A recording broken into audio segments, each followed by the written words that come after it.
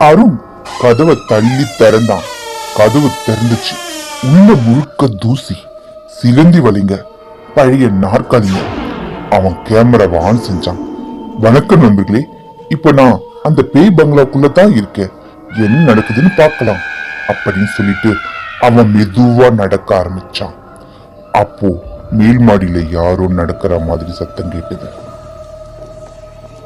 அருண் நின்னான். யாராவது இருக்கீங்களா? எந்த பதிலும் இல்ல. அவன் மேல ஏற ஆரம்பிச்சான். படிக்கட்டுக்கெல்லாம் பழமையானது.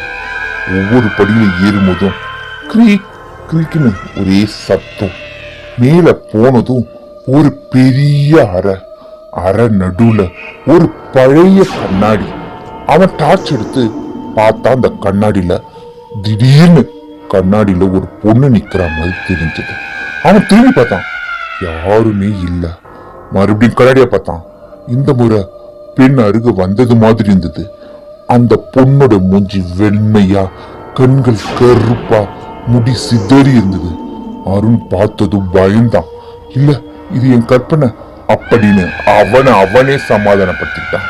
அந்த நேரத்துல ஒரு குரல் மெதுவா கேட்டது, போயிடு. அவன் உடம்பு அப்படி உறைஞ்சிருச்சு.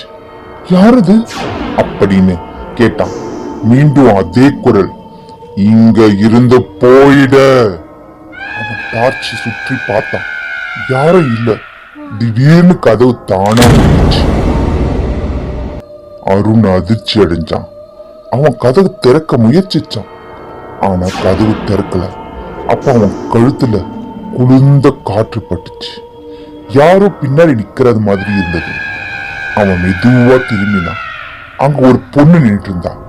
அவ கண்கள் அவனை பார்த்துச்சு. அவ வாயில ரத்தம். அவ மெதுவா சொன்னான், என்ன காப்பாத்துன்னு. அருண் கேட்டு கதறினான். ஆணு கத்தி கதவை புடிச்சு தள்ளான். இந்த முறை கதவு திறந்துருச்சு.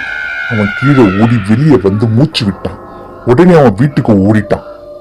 அடுத்த நாள் அவன் வீடியோவை பார்த்தான். வீடியோ முழுக்க